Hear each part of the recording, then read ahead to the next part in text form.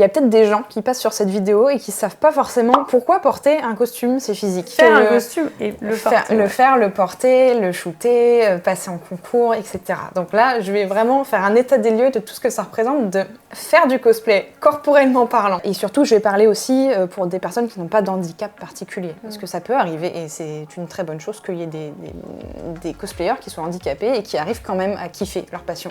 Mais pour tout ce que je vais donner, notamment comme conseil, ça concerne des gens en full santé. Voilà. Alors, pourquoi porter un cosplay, c'est physique? Déjà, quand vous portez, juste le fait de porter un costume, tout le monde l'a expérimenté en passant du jean t-shirt au costume de cérémonie, on se tient pas du tout pareil. Parce que le corps est pas investi pareil, parce qu'il y a des contraintes qui ne sont pas là quand vous êtes en maillot de bain, enfin voilà, tout ce qui n'est pas contraignant et plus formel, on va dire. Et puis, il y a aussi le fait qu'on parle aussi de gens qui fabriquent leurs costumes. Donc ça veut dire que c'est des longues journées de travail où on se tient pas forcément correctement, où on est très concentré, donc on va avoir tendance à se crisper. On va aller chercher le tissu, le bricolage et tout, on va porter quand même des charges qui sont assez importantes.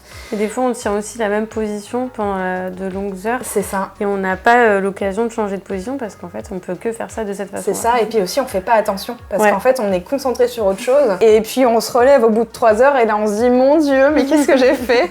Ou on travaille par terre, ou on travaille, enfin voilà, on travaille dans des conditions et ce qui est important de comprendre, c'est qu'au fil de ces journées-là, et surtout si on va les enchaîner, il faut aussi arriver à prendre le recul et se dire, attends, comment je me tiens là? Est-ce que c'est pas un peu en train de tirer en bas du dos? Est-ce que là, je vais me détendre un petit peu le cou? Pas hésiter à s'étirer en fin de journée. Après, il faut savoir aussi que le cosplayer que vous voyez en convention, il n'est pas arrivé là par magie, c'est-à-dire qu'il s'est levé tôt. Il a transporté tout son costume et tout son matériel lui-même la plupart du temps. Il marche beaucoup, il marche toute la journée dans des chaussures qui sont pas forcément confortables, en portant son costume qui potentiellement le contraint, peut-être même qu'il peut pas aller aux toilettes, et potentiellement il fait trop chaud ou il fait trop froid. Et il est très sollicité parce que on lui demande des photos et il doit maintenir des poses, des fois longtemps, parce qu'il imagine que son costume est absolument génial et qu'il est au milieu d'une allée, les gens défilent finalement, et ça peut durer extrêmement longtemps, voilà. Pour ça, il faut quand même une sacrée endurance. Bon, tu le fais une journée, des fois c'est 2, des fois c'est 3 jours, des fois il y a des conventions qui durent 5 jours. Une stamina, comme on dit dans le jeu vidéo. Et pareil, quand on passe en concours, gérer son stress, gérer sa respiration, pouvoir attendre pendant plusieurs heures sans pouvoir forcément bien t'asseoir ou quoi. C'est important de quand même développer une petite condition physique qui te permette d'endurer en fait tout ça. Ensuite, tu as tout ce qui est investissement physique dans tout ce qui est acting, shooting photo, concours, vidéo, tout ce qui va te permettre en fait d'incarner, et vraiment incarner dans le sens chair en fait du personnage. Ta posture qui sera forcément pas la même que toi quand tu es en jean t-shirt. Tu vas devoir tenir des poses qui sont assez techniques, assez longues des fois, et potentiellement si tu es à l'aise tu vas vouloir aller plus loin. Donc il va falloir que ton corps il endure en fait tout ça. Des choses qui sont pas du tout naturelles. Tout ce qui est acting, tout ton ressenti en fait va se faire vraiment dans les attitudes du corps, selon les émotions que tu vas vouloir raconter, selon les impressions que tu vas vouloir transmettre, et c'est ça qui va faire que tu vas être plus ou moins crédible dans un rôle. Faut être à l'aise aussi avec son corps. C'est ça, vaut mieux être à l'aise avec son corps. Et là, on parle pas forcément de morphologie, c'est-à-dire que là, tout ce que je décris, tout le monde est vraiment confronté à ça quand on fait du cosplay. Mais ça n'a rien à voir avec la morphologie, c'est-à-dire que quelle que soit ta morpho, tu peux endurer des choses et tu peux prendre des poses et tu peux incarner des choses crédibles sans qu'il y ait de jugement vis-à-vis de ta morpho, quoi. Toi, comment tu fais pour entretenir ce corre, du coup? Ok, alors, et là on parle même pas d'être musclore ou la personne la mieux fichue de la Terre, vraiment, on parle de pouvoir se dire que tu as un minimum d'équilibre, de mobilité et peut-être un tout petit peu de force, et surtout d'activer les bons muscles au bon moment pour te permettre de pas te faire mal, pour te permettre d'endurer toute cette fatigue et pouvoir en fait compléter ta vision artistique par là, c'est-à-dire te dire là tel shooting, ouais je peux faire je peux le faire, ouais allez je le sens bien, tu vois, ou te dire ok la journée de concours est passée, je suis fatiguée mais en vrai j'ai mal nulle part et tout mon matériel est rangé, j'ai pas de courbature, tu vois. De faire des mouvements assez complets qui me permettent de pouvoir répondre, de pouvoir écouter mon corps, de pouvoir muscler des parties qui sont particulièrement sollicitées, donc les bras, le dos, les jambes aussi, parce qu'en réalité quand tu marches beaucoup et aussi quand tu coupes la parterre là dans ton salon là et que tu dois faire des squats, du coup essayer de travailler un petit peu en totalité Pas forcément avec des poids très très lourds, des fois il n'y a même pas besoin de poids pour faire de l'exercice, il n'y a même pas besoin d'avoir un niveau extraordinaire, c'est vraiment pouvoir se dire, voilà, là je sais que je vais devoir mobiliser tel muscle et tel muscle, je vais faire plutôt tel exercice par exemple, tu vois, je sais que le dos, je vais plutôt aller à la presse à dos quand vraiment je sais que ça va être hardcore et que j'ai besoin de pousser du poids pour vraiment reset le truc. Et tu fais combien de temps à l'avance? Dans la même semaine? Ouais, généralement ça va pas te faire de courbatures du coup? Non, parce que je fais attention à pas trop en faire aussi. Ouais, okay. Il y a ça, il y a le repos aussi, faut pas oublier. Là, je vais faire des Superman par terre, ça marche bien pour le dos. Ça te décoince, ça te le réchauffe en fait et ça t'annule en fait les douleurs que tu peux avoir accumulées. Là, j'aime bien le faire avant les conventions parce que je sais que c'est là où je vais porter des charges, où je vais avoir une fatigue accumulée qui va forcément se ressentir dans le dos. Tout ce qui va être shooting photo, vidéo, là où je sais que je vais devoir poser pendant un certain temps, je vais plutôt travailler tout ce qui va être mon équilibre et ma posture. Donc là, peut-être plus des exercices de pilates, de yoga, pour vraiment me dire, là je travaille en souplesse, je vais essayer d'avoir une position qui va être assez précise, je vais essayer de la tenir le plus longtemps possible. Et en fait, bon, l'intérêt c'est de pas se faire mal non plus, c'est pas de faire aussi une seule séance et ensuite de se dire je vais à mon événement, parce que là tu vas être cassé, forcément tu auras des courbatures partout parce que tu n'auras pas habitué ton corps en fait à le faire régulièrement. Donc d'avoir un rythme régulier. Quoi. Ouais, une petite routine en fait. En fait, ce qu'il faut comprendre, je pense que ce qui est important, c'est de se rendre compte que ton corps, c'est un outil peut-être plus important que ton décapeur thermique ou que ta machine à coudre, parce qu'il est tout le temps là et t'en as tout le temps besoin en fait. Si tu le bichonnes et que tu l'entretiens régulièrement, il sera toujours là pour répondre en fait. Tu vois, par exemple, avec Tenaku, on a fait un shooting une fois, ça a duré 4 heures. Un shooting de 4 heures, c'était Malicia. Comme on t'a expliqué tout à l'heure pendant le duo, c'est que nous on aime bien repousser les limites. Alicia c'est extrêmement physique parce que déjà c'est un super héros, ensuite elle est en combi moulante et ensuite elle met des patates et elle vole. Donc c'est quelque chose qui est essentiellement du corps et de la pulsation, je dirais du tonus. Et du coup, il fallait que mon corps puisse répondre à ça, il fallait que je puisse endurer ça pendant 4 heures. Et parce que j'ai voulu aussi que ça dure 4 heures. Ouais. C'est-à-dire que je me suis dit, là, on peut faire ça. Là, tu vois, ton image, là, je te la reproduis. Allez, c'est parti, on y va, tu vois. Tout donner Exactement. Et du coup, pour ça, j'ai besoin que mon corps puisse suivre en fait mes envies artistiques. Le fait de l'avoir entretenu régulièrement, de me dire, là, je peux le faire en fait. Je suis pas fatiguée, on peut continuer, on peut aller aussi loin qu'on veut. Et c'est un cadeau qu'en fait on se fait à soi-même, quoi, de vraiment. C'est vrai qu'en fait, on a tendance à s'oublier parce que c'est un loisir ou un métier qui est très prenant, qui te prend tout ton temps. Et puis, tu vas avoir envie d'accumuler les heures comme ça à fabriquer ou à faire des shootings. Et tu vas avoir tendance à t'oublier, alors que finalement, ton corps, c'est ta toile de fond. Et si tu l'entretiens pas et que tu es fatigué et qu'il faut dormir aussi, dormez. Ouais, c'est ce que j'allais dire, tu l'as pas dit ça. Dormez, faites vos nuits. Faites vos nuits, en vrai. Je suis quelqu'un qui ne peut pas faire de nuit blanche parce que mon corps ne suit pas prêt, donc c'est même pas la peine. Puis j'aime pas, puis je suis de mauvaise humeur après et tout, et je profite de rien. Donc je préfère dormir, et puis après on reprend. Et puis un petit exercice. Ne serait-ce que 10 minutes par jour, tu vois. Je pense que... Testez chez vous. Franchement, faites un petit peu de sport tous les jours et vous me direz si à la fin des conventions, vous êtes plus ou moins fatigué. Mais je pense qu'en fait, il y a une vraie différence. Tu vois, avec Tenaku, depuis qu'on va à la salle régulièrement, les conventions, on les encaisse beaucoup mieux. On les encaisse beaucoup mieux, on met beaucoup moins de temps à récupérer. Il fait chaud, il fait froid, il fait froid. Tu vois, on est beaucoup moins sensible à ça. Et puis, on n'est pas complètement cassé à la fin, tu vois. Pourtant, on porte les costumes tissus, je peux te garantir que c'est lourd. Je pense que tu sais ce que c'est. Et pourtant, on fait des allers-retours, on monte les tables, il y a les paravents, les machins. Quand on s'installe pour un stand, on y va et on est que deux. Tu vois, par exemple, le tournage de Jaina, en gros, l'endroit qu'on avait choisi, et ça, on le savait même pas à l'avance, c'est-à-dire qu'on a été repérer les lieux et il se trouvait que c'était là que c'était le mieux, mais on a dû marcher déjà 2 km avec tout le matériel pour aller jusqu'à l'endroit du shooting. Et on n'était que deux. Donc tout le matériel vidéo d'Axel, mon costume. Moi ça va, j'avais un costume assez léger encore, mais du coup il fallait quand même porter des choses pour au cas où, tu vois, de la nourriture, de l'eau. Du matériel pour Tenaku, voilà. Donc, on se répartit la charge, mais il faut quand même aller d'un point A à un point B.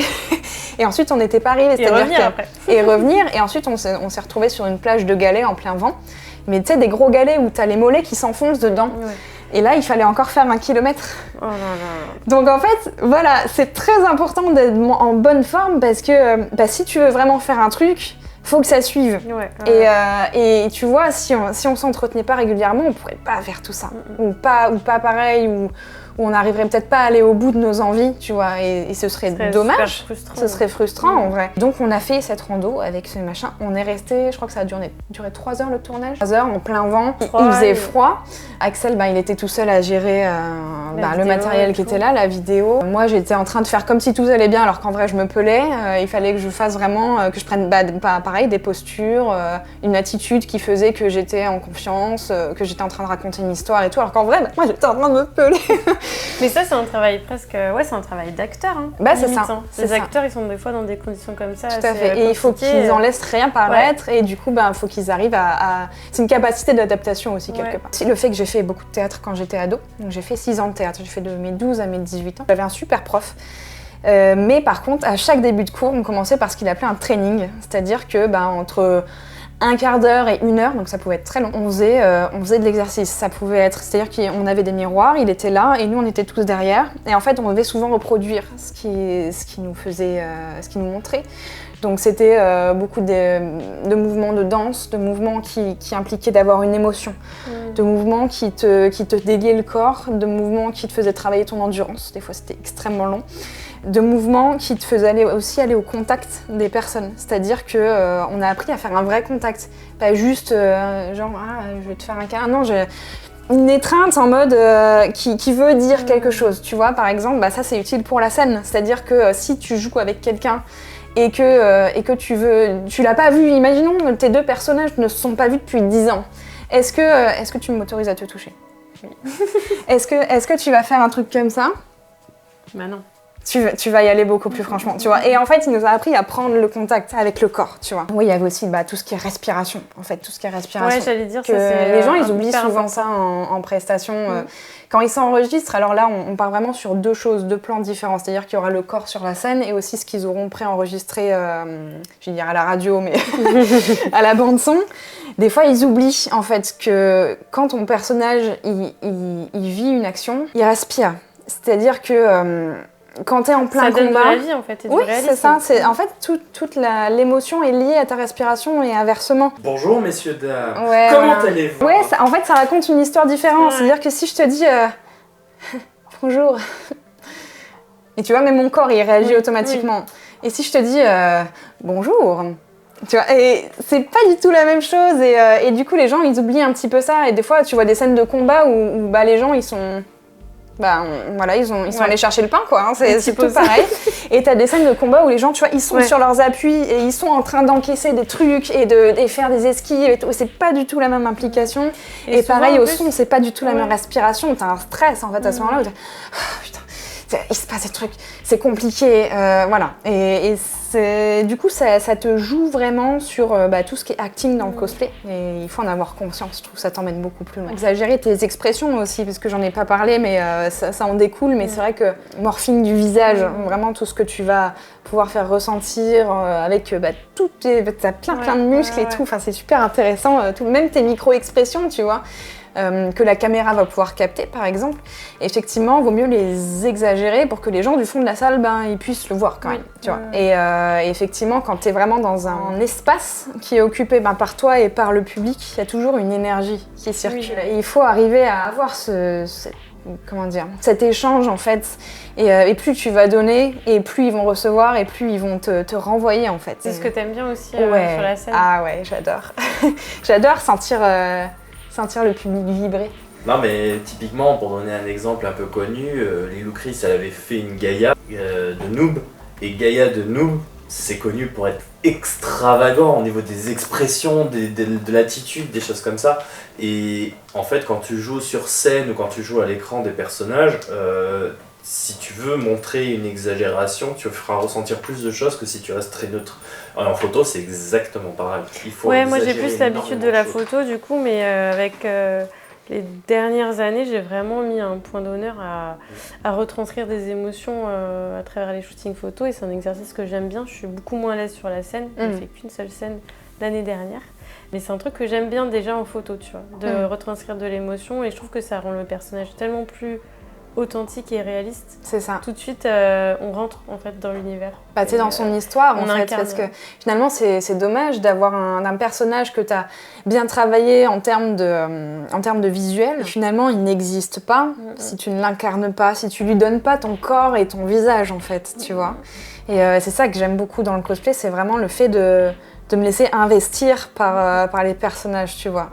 C'est trop bien. Et c'est fascinant, j'aime bien. Ouais. Entretenez-vous, voilà, que ce soit même pour la vie courante ou le cosplay.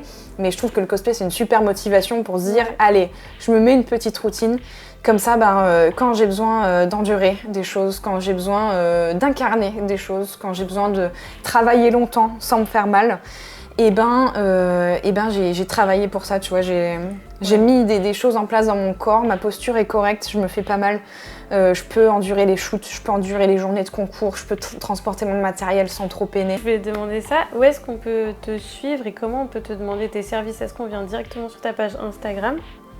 Ou t'as un site où tu fais des devis? Alors, je préfère par le site, si vraiment vous voulez me faire une demande de devis ou discuter d'un projet avec moi. Le formulaire de contact par le site, c'est bien. Faut juste que je réponde ensuite pour que vous puissiez m'envoyer des photos. Mais sinon, sur Instagram, je suis assez active, donc voilà. @cornelincrea, n'hésitez pas. Avec plaisir, et puis prenez soin de vous, parce que le cosplay, c'est quand même une passion qui est assez exigeante. Et dévorante un peu. Et dévorante, donc faut pas s'oublier, faut prendre soin de soi. Merci beaucoup Cornéline. Merci Svette, et puis à bientôt. Les réseaux sociaux de Cornéline, elle a 2 comptes Instagram et je mettrai en barre d'infos son site internet ainsi que sa chaîne YouTube. Sur son site internet, vous pouvez lui demander un devis pour un costume si cela vous intéresse. Si la vidéo t'a plu, n'oublie pas de la liker et de la partager autour de toi, ça me donnerait de la force. Et si ce n'est pas déjà fait, je t'invite à t'abonner à la chaîne pour ne rien rater. Quant à moi, tu peux me retrouver sur les réseaux sociaux et plus particulièrement sur mes 2 comptes Instagram qui s'affichent juste ici. Donc mon compte cosplay Svette Cosplay et mon compte photo cosplay Svette Photo. On se retrouve très vite pour une prochaine vidéo. Bye!